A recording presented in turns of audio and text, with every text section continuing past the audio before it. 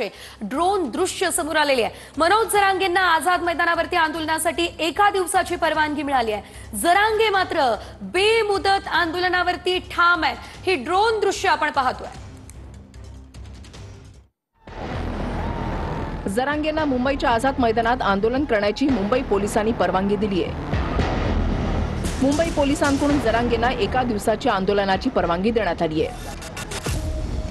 आंदोलनासाठी पोलिसांच्या अटी काय आहेत? आंदोलकांना कमाल संख्या 5000 ही पाळणं बंधनकारक असेल। आंदोलनाची वेळ सकाळी 9 ते संध्याकाळी 6 पर्यंत असेल। आंदोलनासाठी एका वेळी फक्त एका दिवसाची परवानगी आहे। शासकीय सार्वजनिक सुट्टीच्या दिवशी आंदोलनासाठी परवानगी नाही। आंदोलकांना ईस्टर्न फ्रीवेनं वाडीबंदर जंक्शन पर्यंत पोहोचता येणार आहे।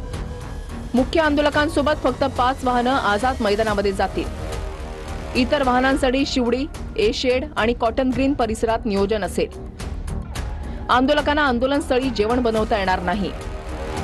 आंदोलकांना आंदोलनस्थळी केर कचरा टाकता येणार नाही। गणेशोत्सवादरम्यान कोणताही अडथळा किंवा नागरिकांना त्रास होता कामा नये। अटी शर्तींचं उल्लंघन केल्यास अथवा कायद्याचा भंग केल्यास आंदोलन बेकायदेशीर घोषित करून कायदेशीर कारवाई करण्यात येईल। बरं, एक दिवसाची मुदत तुम्हाला एक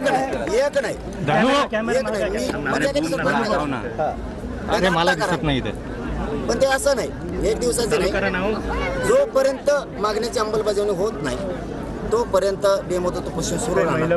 तुम्ही एक दिवसाची परवानगी द्या, आम्ही एक दिवस बसतो, तुम्ही लगेच अंमलबजावणी द्या। मग मागण्याची आम्हाला करायचं नाही, काही करायचं नाही। त्या सगळ्या नियमाचं 100% आम्ही पालन करतो। आंदोलनामुळे मी पुन्हा एकदा सांगेन की गणेश भक्तांची कुठेही गैरसोय होऊ नये याची काळजी मनोज जरांगे पाटील आणि त्यांच्या सर्व सहकार्यांनी घेतली पाहिजे।